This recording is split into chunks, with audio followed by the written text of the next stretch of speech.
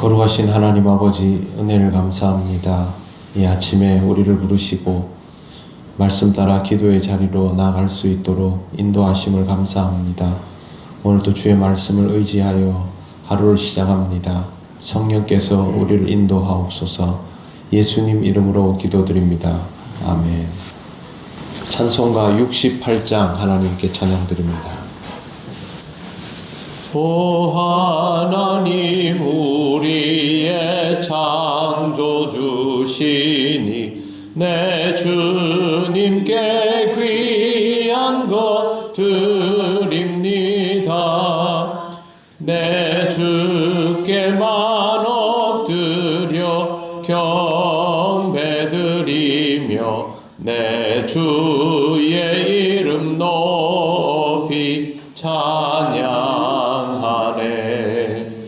오 하나님, 우리의 대주제시여 큰 풍랑일 때도 도우셨네. 죽음에서 우리를 구하셨으니 내 주의 이름 높이 찬양하네. 주 하나님 이름을 함께 높이며 대주제께 영광을 돌리오리. 그 능력이 우리를 지켜주시니 주 하나님을 높이 찬양하네.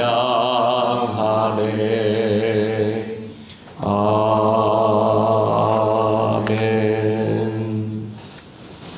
하나님 말씀 요한계시록 1장 8절입니다. 합독하겠습니다.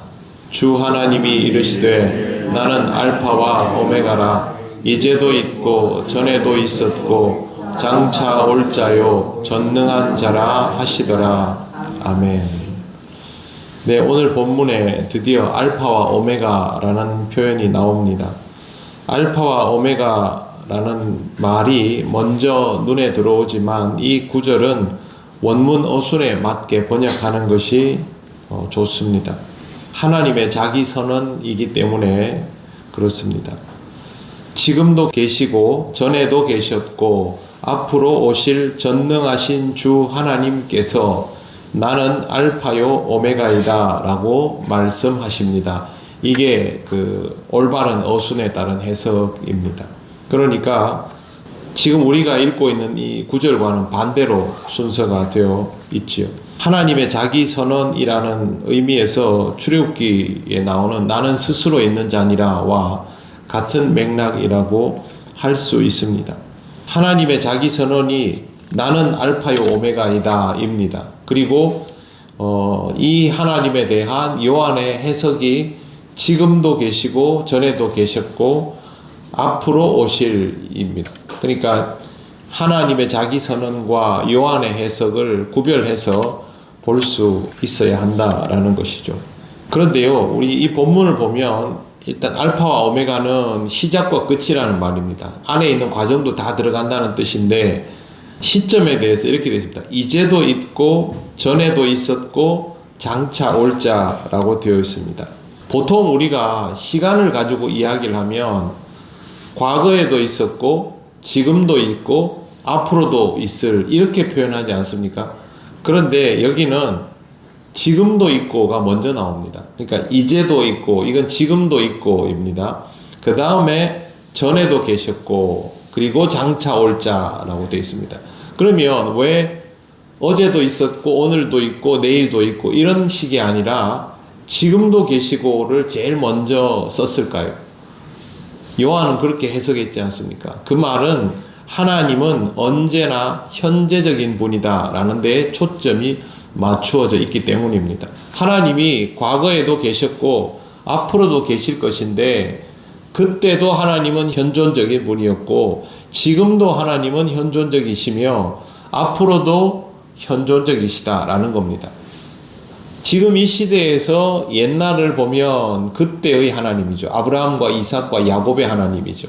그런데 그때 아브라함과 이삭과 야곱에게는 현재적인 하나님이셨죠. 성경을 읽는 시대 사람들도 마찬가지이죠. 자기들에게는 현재적 하나님이죠. 우리는 어떻습니까? 유대인들의 하나님입니까? 아니죠. 지금의 하나님이죠. 그래서 제일 중요한 건 뭐냐 하면 하나님이 현재적이시다라는 겁니다. 하나님이 현재적이고 현존적이라는 말은 하나님이 구시대의 유물이 아니라는 뜻입니다. 옛날에는 그 시대에 맞았지만 지금 이 시대에는 맞지 않는 그런 존재가 아니다라는 뜻입니다. 그러면 그 하나님을 믿는, 현존적인 하나님을 믿는 하나님의 백성은 구시대적이겠습니까? 지금 이 시대에 최적화되겠습니까? 지금 이 시대에 딱 맞겠죠. 그래서 이 말이 굉장히 중요한 겁니다. 하나님을 믿는 자는 오래전부터 역사에 오신 하나님을 믿어온 그 백성답게 신앙의 정체성을 본질적으로 가지고 있지만 그 시대에서도 시대착오적이지 않다라는 뜻입니다. 반대로 얘기하면 교회가 시대착오적이면 안 된다라는 말입니다. 역사 속에서 잘 보십시오. 역사 속에서 교회가 건강할 때 시대에 뒤떨어졌던 적이 한 번도 없습니다. 시대를 앞서 나갔죠. 초대교회도 보십시오. 사람들이 계급주의 사회에 갇혀가지고 살아갈 수밖에 없던 지금부터 2000년 전 그 시절에 그리스도인들은 어땠습니까? 유대인이나 헬라인이나 자유자나 종이나 남자나 여자나 다 주님 안에서 같이 있었죠. 그래서 주인이 먼저 교회 공동체로 모이는 날 주인이 먼저 가서 음식을 준비하고 장만하면 낮에는 주인님을 섬기던 그 하인이 늦게 일 마치고 오면 그 음식을 먹으면서 형제여 자매여 이렇게 하던 공동체가 2000년 전에 있었습니다. 이게 말이 안 되는 거거든요.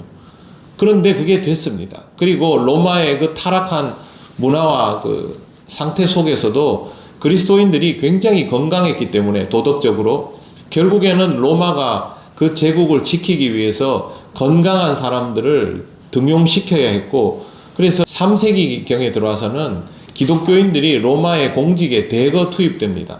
왜 3세기에 투입이 되냐 하면 그 이전에도 로마는 기독교인 공직자를 원했는데 이 사람들이 세속에 물들지 않기 위해서 거기 안 들어간 거예요.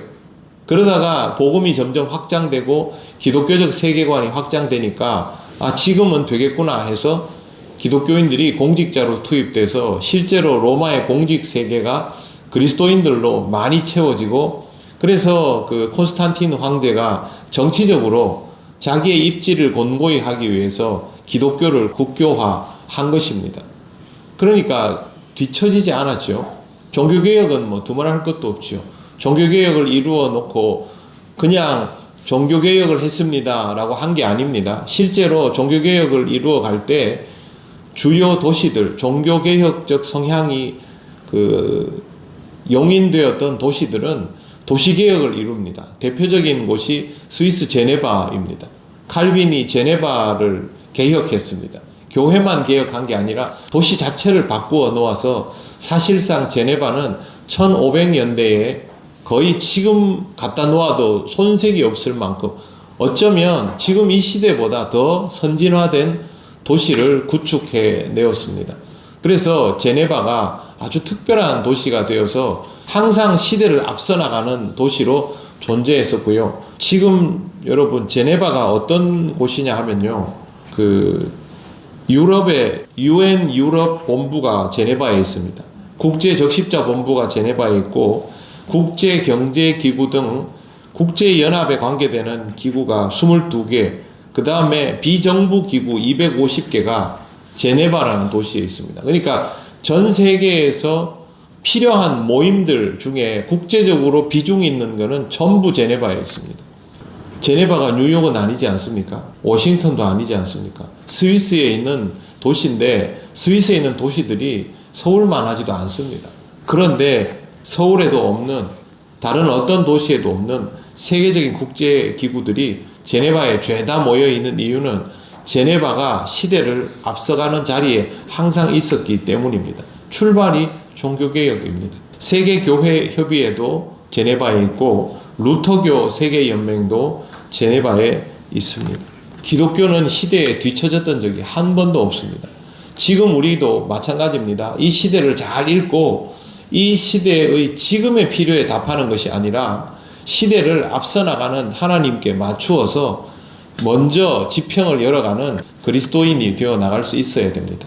그런데 만약 이 시대를 살아가면서 시대착오적인 구시대의 유물 같은 그런 교회로 취급받기 시작하면 어떤 현상이 발생하냐면 딱 유럽처럼 됩니다. 지금 한국 교회에 그런 조짐이 보이지 않습니까? 고령화가 극심하게 이루어지고 있죠. 한국 교회의 고령화는 일본 국민의 고령화를 앞질러 있습니다. 그 말은 무슨 뜻이냐면요. 젊은이들이 교회로 와야 되는데 안 온다는 것이고, 젊은이들이 지혜롭다는 말은 아닙니다. 젊은이들이 보기에 여기가 시대에 뒤떨어지는 공동체라는 뜻입니다. 도덕적인 부분이나 사회윤리에서 그들과 타협하라는 말이 아닙니다. 우리가 더 도덕적인 것은 사실 사람들이 손가락질 할 만한 것이 아닙니다. 문제는 시대의 관념 자체가 구시대의 유물처럼 되는 것이고, 그건 우리가 오늘도 현존하시는 하나님을 진정 제대로 만나고 있는가를 다시 물어보아야 하는 타이밍이라는 뜻입니다.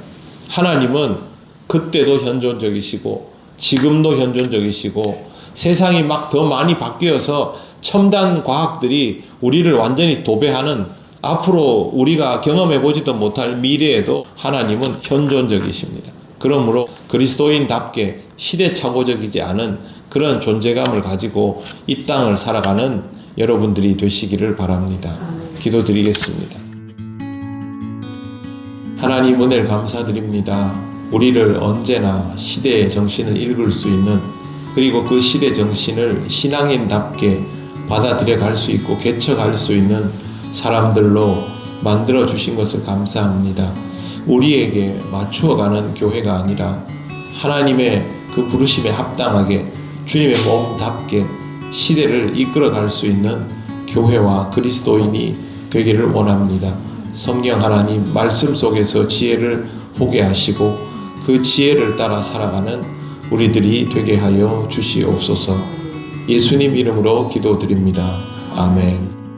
하늘에 계신 우리 아버지, 아버지의 이름을 거룩하게 하시며 아버지의 나라가 오게 하시며 아버지의 뜻이 하늘에서와 같이 땅에서도 이루어지게 하소서.